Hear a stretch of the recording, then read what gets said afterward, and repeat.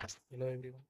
हम class 10th mathematics NCERT की series लेकर आए हैं, जिसमें हम लेक्चर 1 में जो चैप्टर 1 था उसके बेसिक कंसेप्ट्स और कुछ एग्जांपल देख चुके हैं।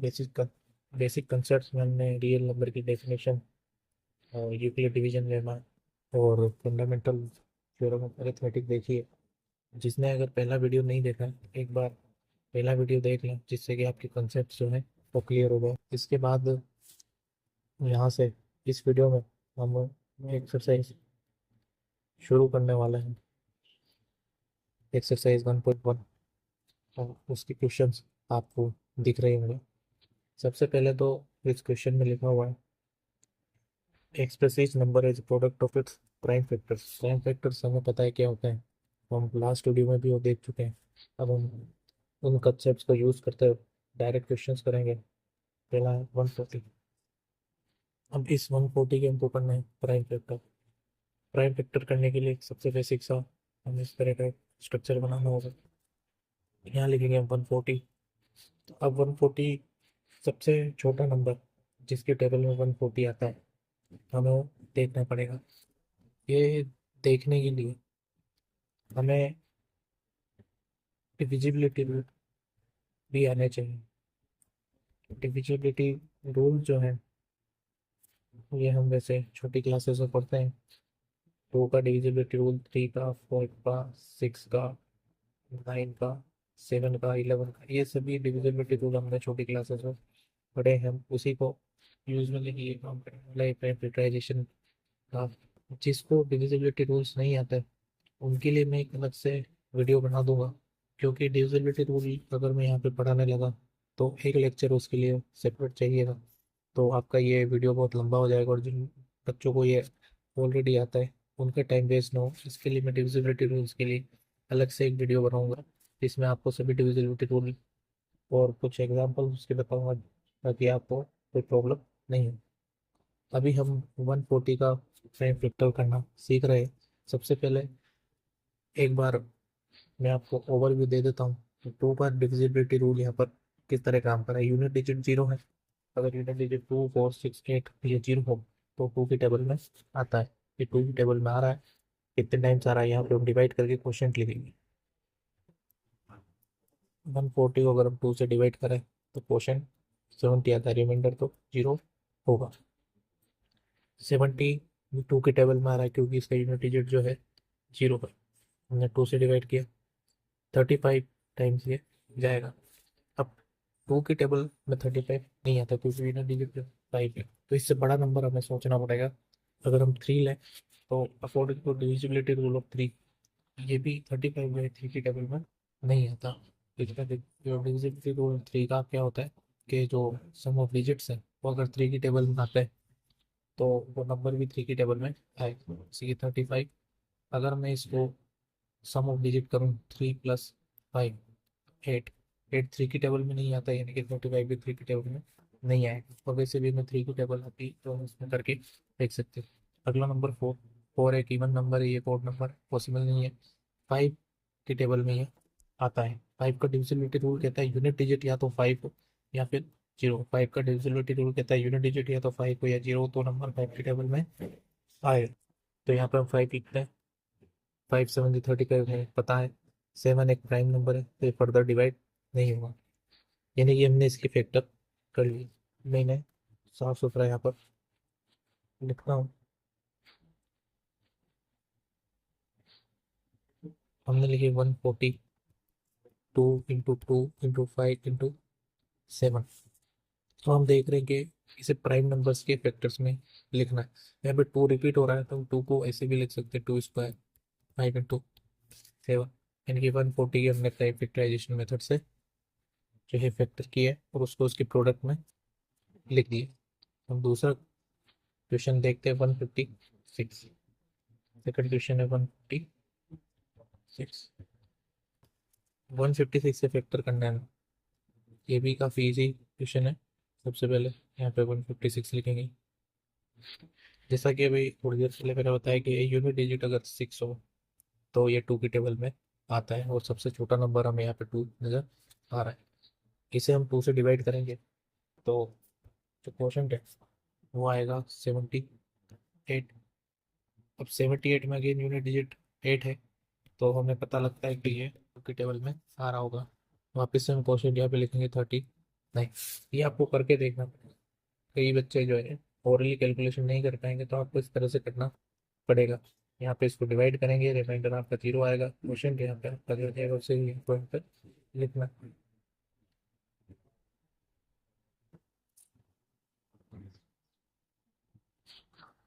अब यहाँ पे हमने लिखा 39।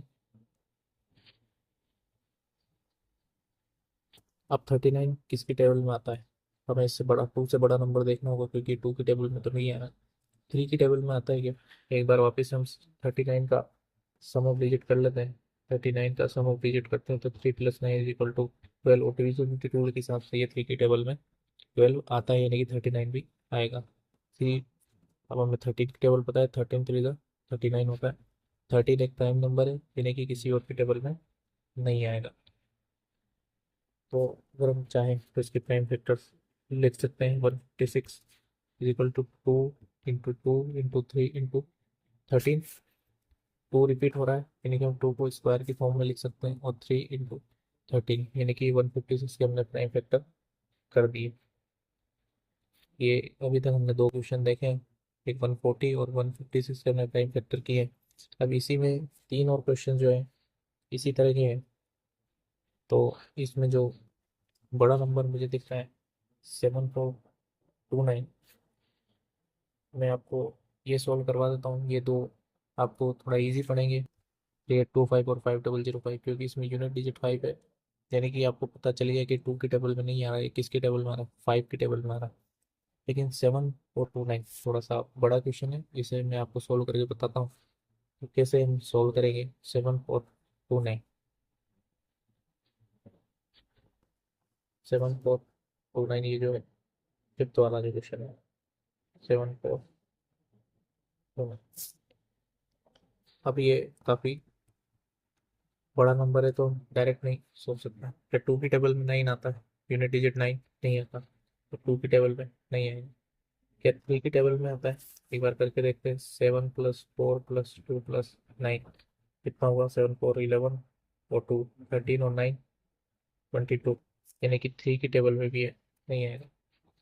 फोर्थ नंबर होने के हिसाब से फोर की टेबल में भी नहीं आएगा।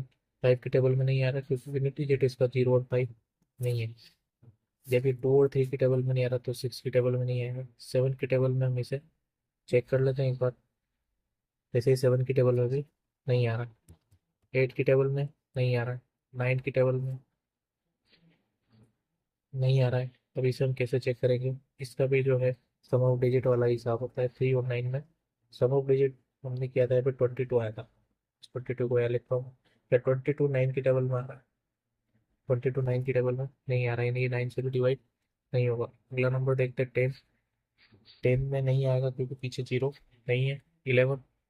11 की डिविजिबिलिटी रूल के हिसाब से हम चेक करें तो 7 4 2 9।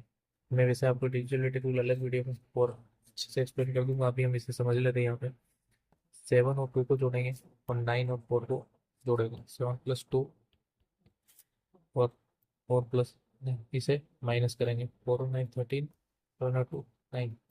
ये अगर हम डिफरेंस देखें विदाउट साइन, तो आ रहा है 4। विदाउट साइन डिफरेंस आ रहा है 4। 4 भी 11 की टेबल में नहीं आते, यानी कि 11 की टेबल में भी नहीं आ रहा। इवन नंबर 12 की टेबल में नहीं आएगा। 13 में हम देख लेते हैं एक बार। 7 4 2 9 को 13 से एक बार डिवाइड करके देखते हैं।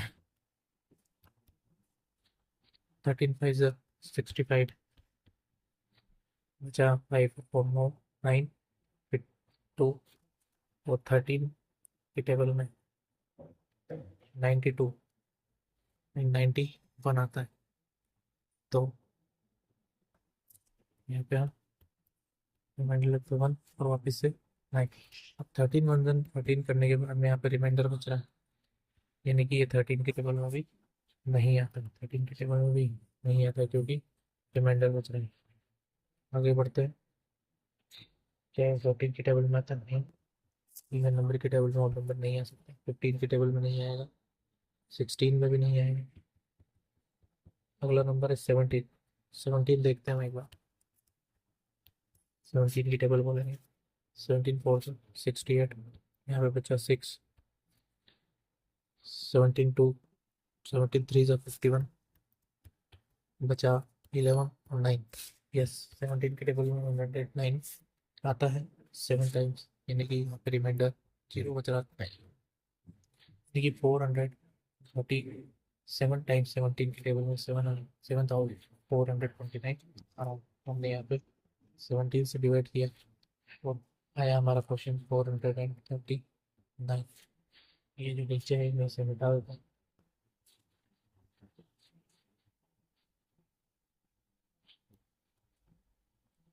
वापस से क्वेश्चन की तरफ चलते हैं। अब 439 अगेन एक बड़ा नंबर है जिसे हम डायरेक्ट नहीं देख सकते, लेकिन अब हमने देख लिया कि 17 वो सबसे छोटा नंबर है जिसके टेबल में ये नंबर आ रहा है 7429, यानी कि 439 भी 17 या उससे बड़ी टेबल में ही आएगा। क्या 17 की टेबल में 439 आता है? एक बार वापस से डिवाइड करते हैं। 17 2 34, बचा 9, और 99 17 की टेबल में नहीं आता, यानी कि 17 की टेबल में ये नहीं आएगा। 17 के बाद हम 18 को देखेंगे नहीं, क्योंकि इवन नंबर की टेबल में और नंबर नहीं आ सकता। 19 देखते हैं हम, 19 की टेबल में देखते हैं। 19 2 38, 5 बचा,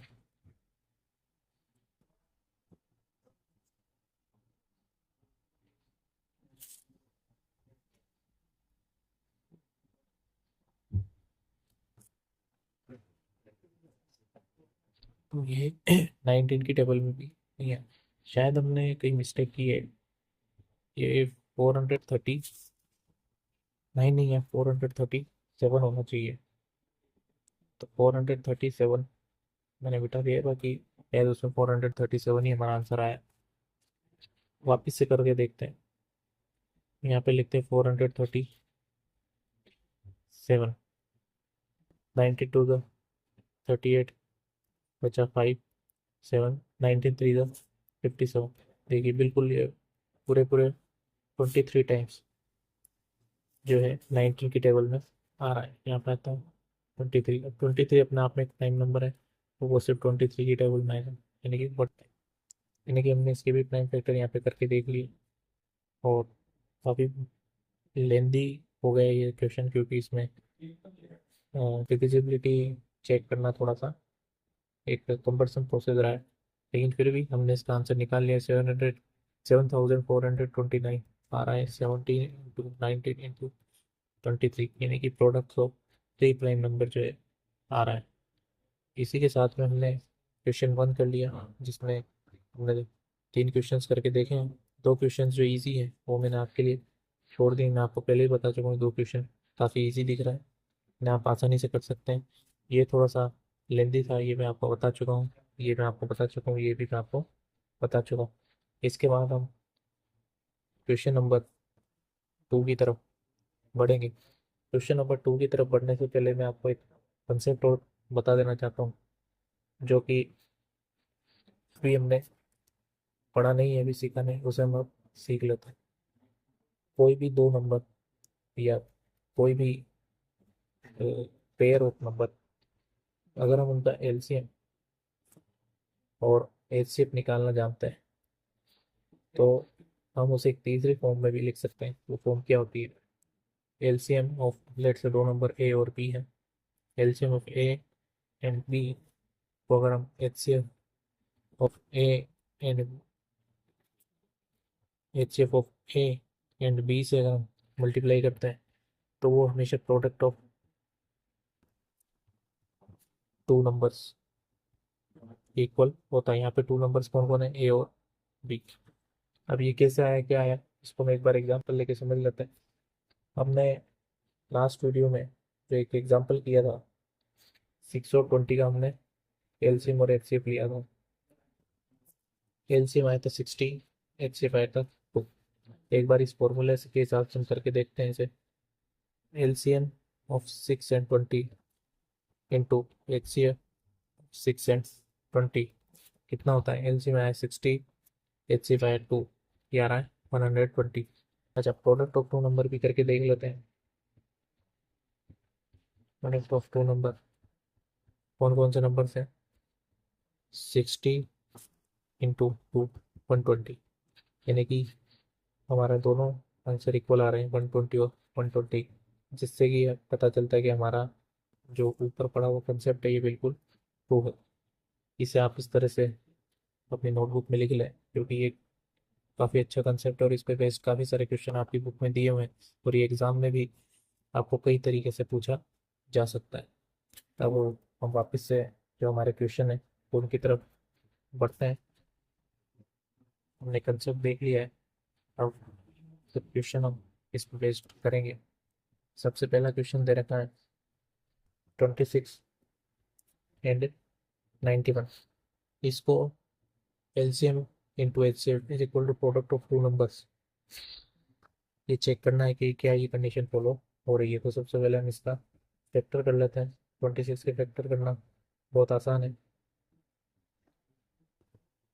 26 के फैक्टर हम करेंगे, यूनिट डिजिट टू है, 6 है, यानी कि टू की टेबल में आ रहा होगा। कितने टाइम्स? 13 टाइम्स। 13 एक प्राइम नंबर है, यानी कि सिर्फ उसी की टेबल में आएगा। 91 को हम देख लेते हैं, पीछे 1 है, यानी कि टू की टेबल में नहीं आ रहा है, या 3 की टेबल में आ रहेगा। सम ऑफ डिजिट करके देते हैं, 9 + 1 इज इक्वल टू 10, 3 की टेबल में भी ये नहीं आ रहा।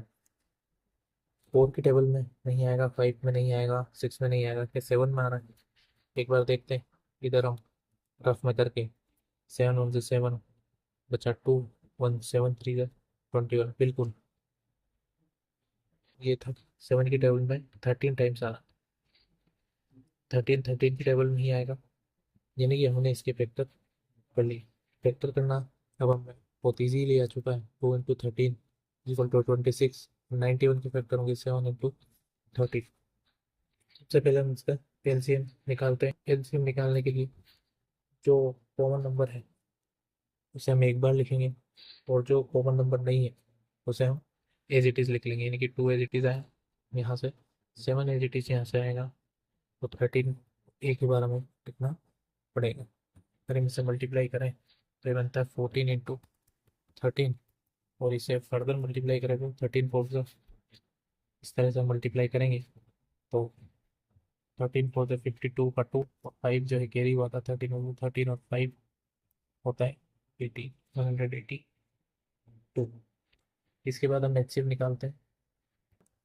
एचसीएफ में हमें सिर्फ कॉमन नंबर देखना होता है, यानी कि कॉमन नंबर 13 है, और हम इजीली इसको लिख सकते हैं। अब जो हमें कंडीशन वेरीफाई करनी है वो भी वेरीफाई क्या करना है कि LCM of 26 and 91 multiply by HCF of 26 and 91 is equal to 26 into 91। क्या ये वेरीफाई हो रहा है? एलसीएम हम देख सकते हैं यहाँ पे। एलसीएम है, हम ऑलरेडी यहाँ पे 182 निकाल चुके हैं। एचसीएफ है, एचसीएफ हम ऑलरेडी 13 निकाल चुके हैं। एक बार इसे मल्टीप्लाई करते हैं। 13 टू 13 और 182 से मल्टीप्लाई करते हैं। 13 टू 26 का 6, 2 कैरी 13 एट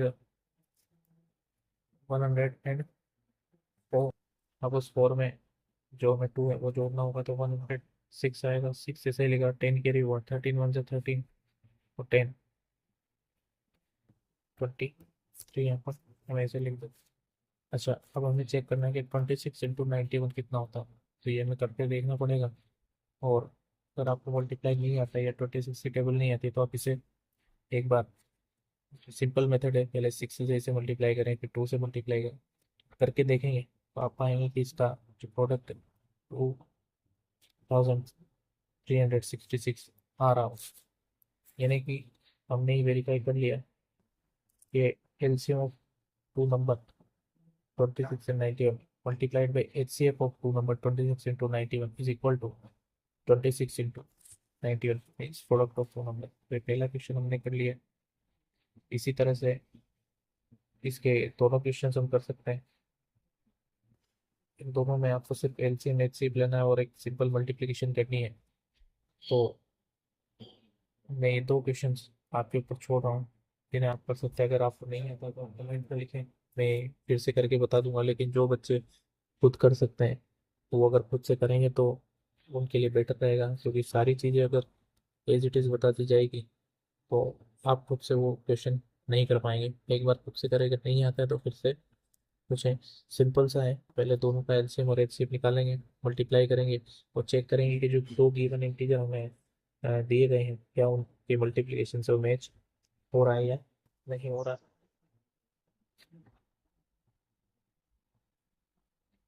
इसके बाद फिर से एक और क्वेश्चन हमारे सामने है, क्वेश्चन नंबर 3 जो है आपकी बुक का। एलसीएम एंड एचसीएफ निकालना है हमें by applying time factorisation method. Again time factorisation method से एलसीएम एचसीएफ निकालना हम ऑलरेडी सीख चुके हैं। इसमें भी दो तरीके होते हैं, एक तो आप 12, 15 और 21 का अलग अलग से फैक्टराइजेशन करें, या एक और मेथड होता है 12, 15 और 21 का एक साथ ही फैक्टराइजेशन कर ले। लेकिन अभी तक हम ऊपर वाला जो तरीका है, ये वाला जो तरीका है, इसी तरह से हम अभी तक फैक्टराइजेशन करते आए हैं। तो एक बार हम इसी से कर लेते हैं, वो फैक्टर करके देखते हैं कि दोनों का एलसीएम और एचसीएफ क्या आ रहा है। सबसे पहले 12 का देखते हैं। 12 सबसे छोटा नंबर 2 की टेबल में 6 टाइम आता है, फिर 2 की टेबल में 6 3 टाइम आता है, और 3 की टेबल में 1 टाइम। 15 जो है वो 2 की टेबल में नहीं आता, 3 की टेबल में 5 टाइम्स आता है, 5 की टेबल में 5 1 टाइम आता है।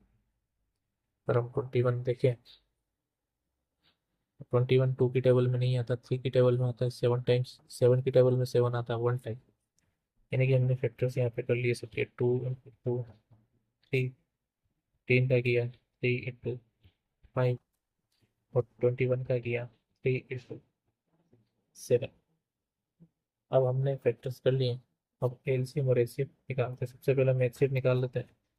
ऐसा नंबर जो तीनों में कॉमन है वो 3, 3 और 3 है, यानी कि एचसीएफ इनका 3 आएगा। एलसीएम अगर हम निकालने की बात करें तो एलसीएम में इन तीनों नंबर्स में जो 3 है ये कॉमन फैक्टर है, यानी कि हमें एक 3 यहाँ से सिंगल मिली है उसे लिखना होगा। इसके अलावा यहाँ पर कोई कॉमन नंबर नहीं है, यानी कि 2 × 2 एज इट इज आएगा यहाँ से। 15 में से 3 हम ऑलरेडी ले चुके हैं, 5 आएगा। 21 में से 3 ऑलरेडी ले चुके हैं, 7 अब आएगा।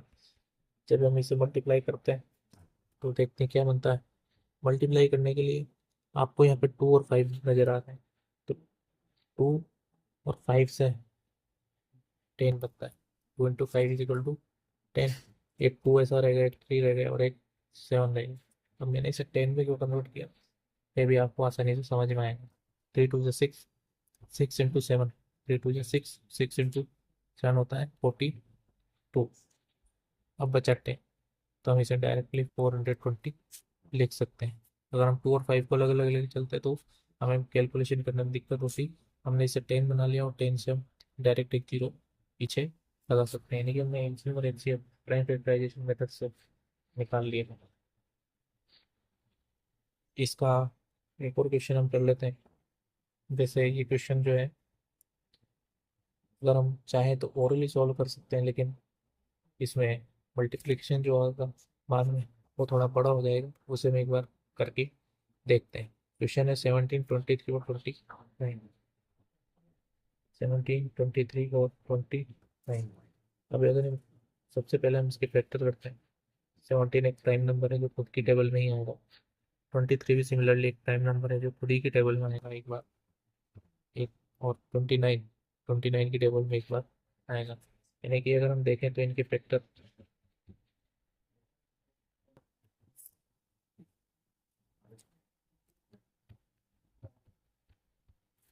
अलग अलग नंबर्स में नहीं हो रहे हैं। यहाँ पे सिर्फ या तो वो नंबर खुद या 1 एक उसका फैक्टर है, यानी कि अगर हम कह सकते हैं ये तीनों प्राइम नंबर्स के एग्जांपल। प्राइम नंबर्स वो नंबर होते हैं जिनके फैक्टर या तो 1 हो या वो नंबर खुद हो, वो नंबर खुद हो। ये हमने लेक्चर 1 में देख लिया है। तो यहाँ पे हम एलसीएम और एचसीएफ निकालते हैं।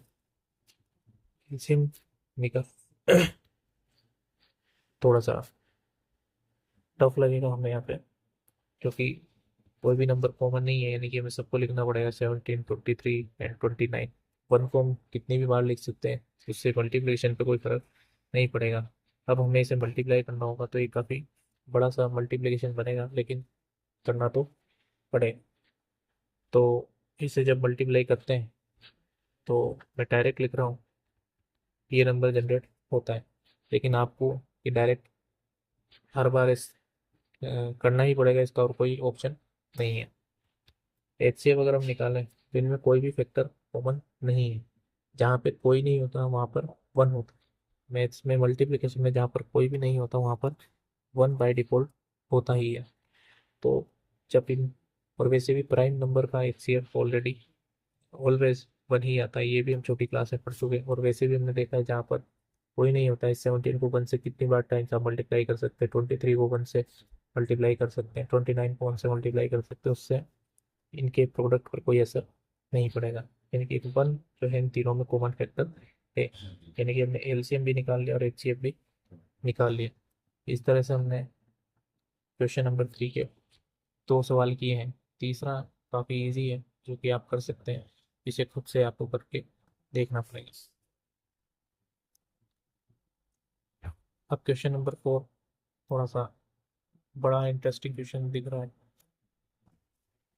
अभी हमने पढ़ा, पहले सबसे पहले हम क्वेश्चन पढ़ते हैं। एचसीएफ दिया हुआ है, ये एचसीएफ ऑफ 306, इसे हम लिख लेते हैं एक बार। 306 एंड 657 जो है 9 है। तो एलसीएम हमें निकालना है, फाइंड एलसीएम। तो ऐसा कोई कंसेप्ट अभी तक हमने पढ़ा हो जिसमें एचसीएफ, एलसीएम और वो नंबर जो इंटीजर्स हमें दिए वो खुद यूज हो रहे हैं, ऐसा हमने एक ही कंसेप्ट पढ़ा है अभी तक। HCF into LCM of integers और उसका प्रोडक्ट ए बी। एचसीएफ हमें यहाँ पे दे रखा है 9, एलसीएम हमें निकालना है। एलसीएम हमें कैलकुलेट करना है। ए इंटू बी, जो दो नंबर से उन्हें एज इट इज लिख सकते हैं। मैं इसे वापस यहाँ लिखता हूँ। एलसीएम ऑफ 306 एंड 657, 306 इंटू 657, और ये जो 9 है, ये जो 9 है वो 9 यहाँ पर डिनोमिनेटर में आ जाएगा। ये 9 यहाँ पर डिनोमिनेटर में आ जाएगा। अब कैलकुलेशन की जा सकती है। अभी थोड़ी देर पहले मैंने आपको 9 का डिविजिबिलिटी रूल बताया। तो यहाँ पर मुझे 306 दिख रहा है, इसको 9 की टेबल में कितनी बार जाएगा ये हमें चेक करना है, क्या जाता भी है या नहीं जाता है। बस सम ऑफ डिजिट करते हैं, 3 + 0 + 6 = 9, यानी कि श्योर है कि 9 की टेबल में आ रहा होगा। 9 की टेबल में कितने टाइम्स आएगा ये हमें देखना पड़ेगा। 9 की टेबल में हमें देखिए, तो 9 3 जा 27, 3 और 6 बचा, तो 9 4 से 37, यानी कि अब हमारे पास में 34 × 657 बच रहा है। और इसे आपको कैलकुलेट करना पड़ेगा, कोई और ऑप्शन नहीं है। मल्टीप्लिकेशन का कोई शॉर्टकट यहाँ पर काम नहीं करेगा। तो इसे मल्टीप्लाई करके आप देखेंगे तो कुछ ये आएगा। मैं आपको बताता हूँ कि मल्टीप्लिकेशन को थोड़ा सा इजी जरूर किया जा सकता है। अगर हम इस 34 को इस तरह से ब्रेक कर लें, 30 + 4 × 657, तो पहले, और इस 30 को भी हम 3 × 10 लिख सकते हैं, जिससे कि हमें 657 को सिर्फ और सिर्फ 3 से मल्टीप्लाई करना रहेगा। तो एक बार करके देखते हैं। 3 × 657 करेंगे तो 7 3 जा 21 का 1, 3 5 जा 15 और 2 17, 3 6 जा 18 और एक 19, पीछे में एक जीरो, ये सगा ऐसा ही लगा देंगे। 4 से भी इसे मल्टीप्लाई करना पड़ेगा ब्रैकेट में, बोर्ड मास के रूल के अकॉर्डिंग। तो 4 7 जा 28 का 8, 2 कैरी, 4 5 जा 20 और 2 22, 2 कैरी, 4 6 जा 24 और 2 26। अगर हम इन दोनों को ऐड करें, 0 और 8 8, 1 और 2 3, 7 और 6 13 का 3, 1 कैरी, 9 और 2 11 और 1 12, और 1 कैरी, 1 और 1 2। देखिए हमने इसे निकाल लिया, यानी कि मल्टीप्लिकेशन अगर आप इस तरह से करते तो शायद आपके लिए काफ़ी लंबी प्रोसेस हो जाती, 34। लेकिन हमने इसे इस तरह से कर लिया। तो सबसे पहले हमने 34 को ब्रेक किया, उसके बाद में 30 को ब्रेक किया, और कोड मास का रूल हमने यहाँ पर लगा लिया। इजी है, अगर आप चाहें तो इसे लॉन्ग मेथड मल्टीप्लिकेशन कर सकते हैं, लेकिन एग्जाम में समय बचाने के लिए आप इस तरह से भी करें तो बेहतर रहे। तो हम 5 क्वेश्चन यहाँ पर कर चुके हैं। हमने एलसीएम जो हमें निकालना था वो एलसीएम आ चुका है यहाँ पे, ये हमें फाइंड करना था। इसके बाद में हम क्वेश्चन नंबर 5 की तरफ चलते हैं। इस क्वेश्चन नंबर 5 की तरह ही हमने एक एग्जाम्पल किया था लास्ट वीडियो में। एग्जाम्पल 1 जो हमने किया था वो सेम टू सेम यही क्वेश्चन है। यहाँ पे पूछ रहा है 6 raised to power n, क्या डिजिट 0 पर एड हो सकती है। सबसे पहले तो हमें 6 के फैक्टर करने पड़ेंगे। तो 6 के फैक्टर वैसे तो हमें याद होते ही हैं, इन्हें एक बार मैं लिख देता हूँ। तो 6 को हम लिख सकते हैं 2 × 3। यहाँ पे पावर n है तो यहाँ पर भी पावर n लगेगी। अब हमें पता है कि अगर यूनिट डिजिट 0 चाहिए तो 2 × 5 कहीं ना कहीं क्रिएट होना पड़ेगा। 6 के फैक्टर में 2 तो है, 3 है, लेकिन 5 नहीं है। 2 और 3 कभी भी 10 नहीं बना सकते। यानी कि ये बात हम प्रूव कर चुके हैं कि अगर इनकी कोई सी भी वैल्यू यहाँ पे ले ली जाए, इनकी कोई सी भी वैल्यू यहाँ पर ले ली जाए, तो भी 6 raised to power n का यूनिट डिजिट 0 कभी भी नहीं हो सकता है। एक इजी सा क्वेश्चन था, ऐसा का ऐसे एग्जाम्पल हम पहले 4 raised to power n के लिए कर चुके हैं। ये बिल्कुल वही क्वेश्चन है। इसके बाद हम चलते क्वेश्चन नंबर 6 की तरफ। क्वेश्चन नंबर 6 जो है थोड़ा सा बड़ा क्वेश्चन दिख रहा है, लेकिन पूछ रहा है एक नंबर का मल्टीप्लिकेशन +13 फिर कुछ नंबर्स का मल्टीप्लिकेशन +5 या कंपोजिट नंबर से। कंपोजिट नंबर्स की डेफिनेशन भी हम ऑलरेडी पढ़ चुके हैं। कंपोजिट नंबर्स की डेफिनेशन भी हम ऑलरेडी पढ़ चुके हैं, जिसमें 1 और वो नंबर खुद के अलावा भी कोई फैक्टर्स हो, वो कंपोजिट नंबर होता है। इसमें चेक करना है कि इनके अलावा और कोई फैक्टर यहाँ पर है। सबसे पहले देखते हैं कि इस नंबर को हम थोड़ा सा सिंप्लीफाई करते हैं। यहाँ पर 13 और 13 जो है दोनों में कॉमन आ रहा है, तो हम 13 को एक साथ लिखते हैं। यहाँ पे बचा 7 × 11, और 13 की जगह 1 बचा। अच्छा, यहाँ 13 हमने ले लिया तो यहाँ पर भी 1 बचा है। अगर हम इसे और सोल्व करें तो 7 × 11 78 × 1 78, सॉरी 7 × 11 77 +1 78 होगा। मैं एक बार इसे वापस लिखता हूँ। तो 13 × 78। अब जहाँ तक हमें पता है कि 78 को भी हम ब्रेक कर सकते हैं, क्योंकि प्राइम नंबर नहीं, ये खुद एक कंपोजिट नंबर है। इसे कैसे ब्रेक करते हैं, इसके हम फैक्टर करेंगे। अगर करके देखते हैं तो 78 के जो फैक्टर्स हैं ये हम कर सकते हैं। ये 2 की टेबल में आ रहा है तो 39 टाइम्स आ रहा है। फिर 3 की टेबल में आ रहा है 13 टाइम्स। 13 × 1 = 13, यानी कि 78 के फैक्टर्स हो गए 2 × 3 × 13।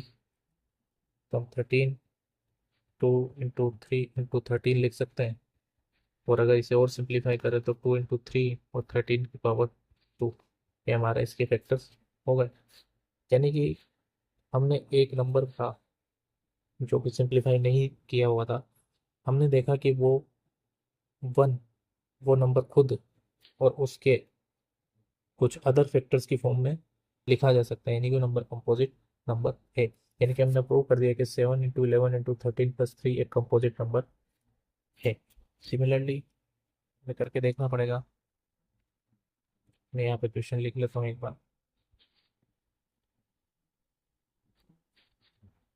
बार और मैं क्वेश्चन लिख लेता हूँ एक बार। 7 × 6 × 5 × 4 × 3 × 2 × 1 + 5 यह कंपोजिट नंबर है। इसे भी हम करके देखते हैं। यहाँ पर 5 मुझे कॉमन दिख रहा है, तो मैं इसे कॉमन लूँगा। और इधर बचेगा 7 × 6 × 4 × 3 × 2 × 1, यहाँ पर 1। इसे सिंप्लीफाई करते हैं। यहाँ पे एक अगर कोई ऑब्जर्वेशन बन रही है तो हमें उसे चेक करना पड़ेगा कि हमारा मल्टीप्लिकेशन ईजी हो जाए, लेकिन यहाँ पर मुझे कुछ ऐसा बनता हो नहीं दिख रहा है, तो इसे हमें मल्टीप्लाई ही करना पड़ेगा। 7 6 जा 42, 4 3 जा 12, 2 जा 24, तो हमें 42 × 24 करना पड़ेगा। 24 2 जा 48 का 8, 24 4 जा 96, और उसमें हम 4 जोड़ेंगे तो 100 +1 मल्टीप्लाइड बाई 5, यानी कि इसे हम इस तरह से लिख सकते हैं। 1009 एक प्राइम नंबर है। 1009 एक प्राइम नंबर है, इसे हम फैक्टर नहीं कर सकते। स्टिल हम इसके फैक्टर नहीं कर सकते, लेकिन फिर भी इस पूरे नंबर जो हमें क्वेश्चन में दिया हुआ था, ये पूरा जो नंबर है जो हमें क्वेश्चन में दिया था, हमने उसे इस फॉर्म में लिख लिया है। 5 × 1009, और हमारी कंपोजिट नंबर की जो डेफिनेशन थी उसमें वो नंबर खुद और कुछ और फैक्टर जैसे 5 और 1009 आ रहे हैं, यानी कि नंबर जो है कंपोजिट नंबर है। यानी कि हमने प्रूव कर दिया कि दोनों नंबर कंपोजिट हैं। और ये क्यों है, ये भी हमने प्रूव कर दिया क्योंकि उसकी कंपोजिट नंबर की जो डेफिनेशन है ये नंबर ये फुलफिल कर रहा है। इसके बाद क्वेश्चन नंबर 7, ये थोड़ा सा यूनिक क्वेश्चन है। इस तरह का कोई भी क्वेश्चन हमने अभी तक नहीं किया है। दिया हुआ एक सर्कुलर पाथ है। Around a sport field, Sonia takes 18 minute, Sonia takes 18 minute to drive one round of the field while Ravi takes 12 minute. Ravi जो है 12 मिनट्स लेता है। Suppose they both start same point, ये एक ही पॉइंट से चल रहे हैं, and at the same time, एक ही टाइम पर। कुछ इस तरह से एक सर्कुलर पाथ है। यहाँ से फॉर एग्जांपल इनिशियल पॉइंट है, येलो वाला रवि है, ये रवि है, और पिंक वाला जो है सोनिया है। एक ही समय से चल रहे हैं दोनों, एक ही जगह से चल रहे हैं। रवि को लगते हैं 12 मिनट और सोनिया को लगते हैं 18 मिनट। रवि को लगते हैं 12 मिनट। आप पूछ रहे हैं कि वो सेम डायरेक्शन में भी जा रहे हैं, बिल्कुल एक ही डायरेक्शन में जाना है। After how many minutes will they meet again at the starting. अब इस तरह के क्वेश्चंस पे जब एक ही पॉइंट पे मिलना है, वापस से जो स्टार्टिंग पॉइंट है यहीं पे हमें मिलना है, तो इन दोनों की जो स्पीड है या इन दोनों का जो टाइम है, तो किसी अ, एक फैक्टर जो होगा तो उसमें आना चाहिए। यानी कि इन दोनों के फैक्टर लेने के लिए, यानी कि इन दोनों का वन राउंड कंप्लीट करने के लिए, इन दोनों के फैक्टर लेने के लिए, या एक तरह से अगर हम कहें कि इन दोनों को एक ही पॉइंट में वापस से मिलना है, तो इन दोनों नंबर्स का एलसीएम हमें लेना पड़ेगा। क्योंकि जब रवि जैसे आगे, क्योंकि इसको कम समय लग रहा है, तो जब रवि का एक राउंड कंप्लीट हो जाएगा विद रिस्पेक्ट टू सोनिया, तो जो है दोनों मिलेंगे। यानी कि हमें इन दोनों का एलसीएम लेना पड़ेगा। एलसीएम लेना बहुत ईजी है। अगर हम 18 का 3 का एलसीएम ले तो 293, ये बहुत ईजी, काफ़ी क्वेश्चन हम कर चुके हैं अब तक। हमने दोनों का फैक्टर किया। 18 को हम लिख सकते हैं 2 × 3 × 3, 12 को हम लिख सकते हैं 2 × 2 × 3। एलसीएम लेने के लिए हमें देखना पड़ेगा इन दोनों में एक कॉमन नंबर आ रहा है, यहाँ पे 3 भी कॉमन आ रहा है।